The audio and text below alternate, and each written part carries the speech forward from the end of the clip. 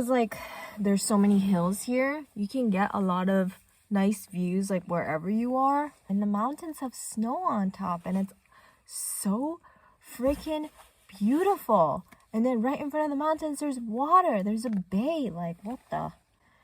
Sometimes I'm just like, how is it that I can look at this for free? Like, people pay a lot of money to see this view, I feel.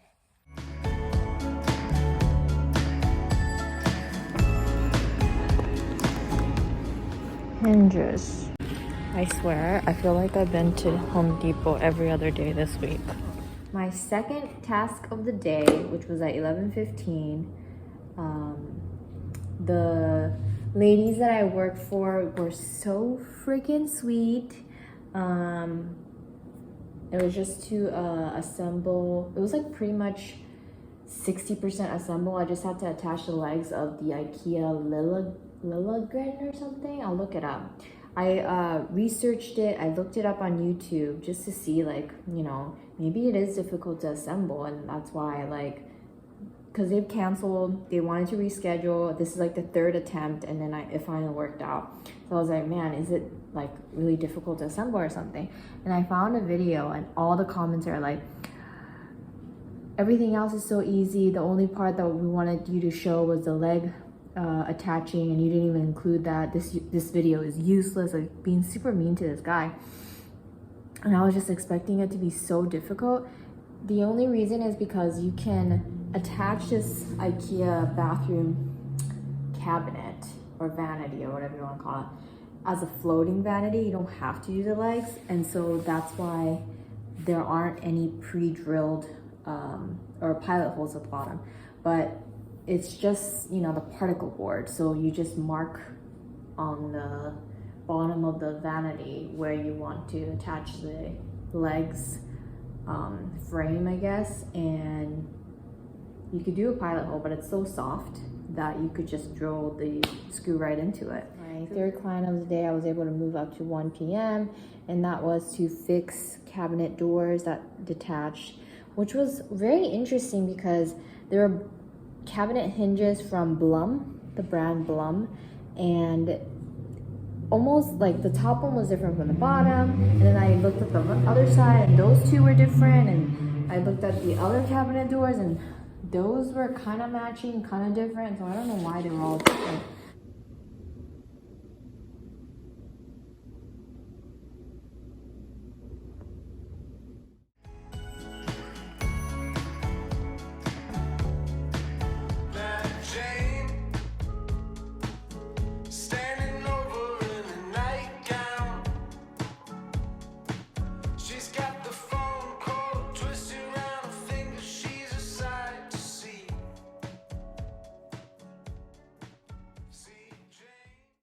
Okay, so I just fixed I don't even know if I could call it fixed, but one of the legs of a bed frame popped out because the, you know, short double-sided bolt that they usually use got stripped on one end, and then it just popped out.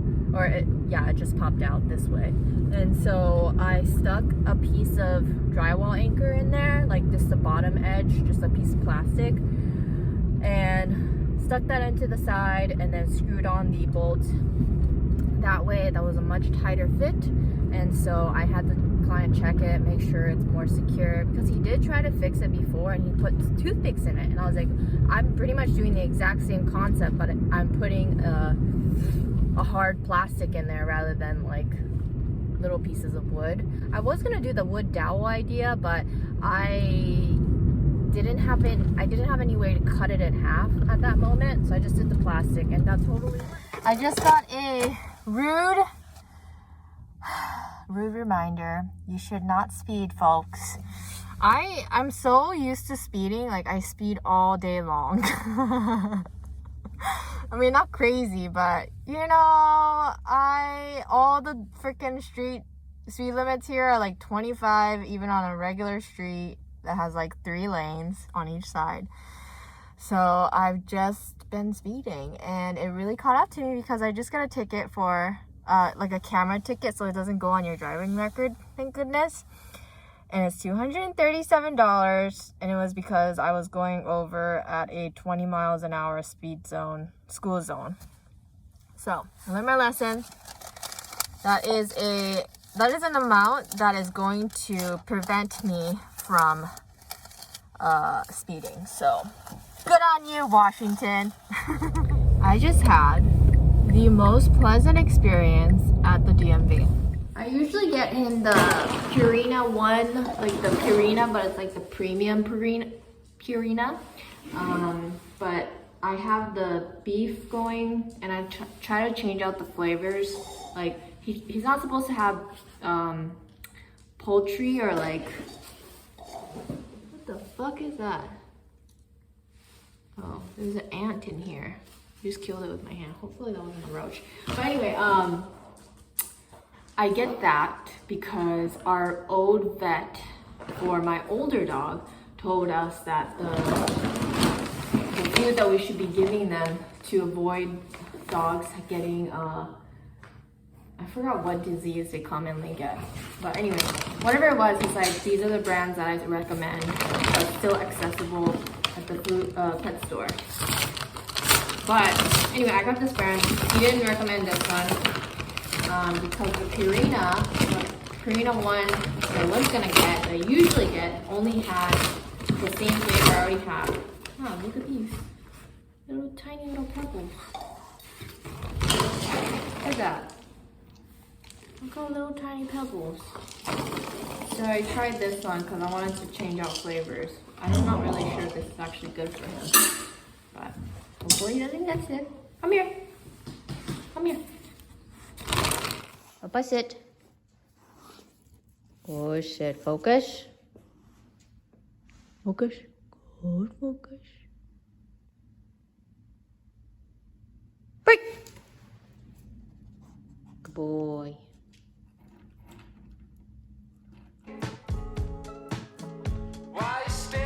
The search for work boots continues. This is Danner, which, you know, I really like this. I like that one a lot. Or that one, or no, not that one. I want laces to tighten. I mean, these are great, but it only comes in brown, and I want black shoes. Like, I was gonna go for this one, but then I was like, I know I'm gonna hate this gray part. So this is my only option. Well, maybe I'll look. Good morning.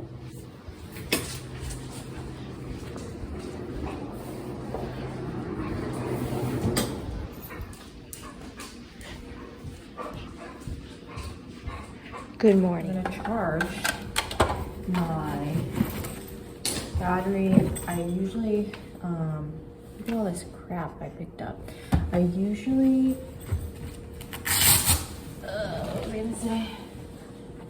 unload everything the day, when I get home from a job. Oh my gosh. Okay. But I did not do that. So I mentioned it to a client. He was like, oh, you do this full time, like 40 hours a week? And I was like, I'd like to. So that was like a couple weeks ago. It was for that big office that I have worked for, like with another tasker before. And I've been back there a couple times, like 6 times I think so far. But anyway, so I said that to the client, and they were like,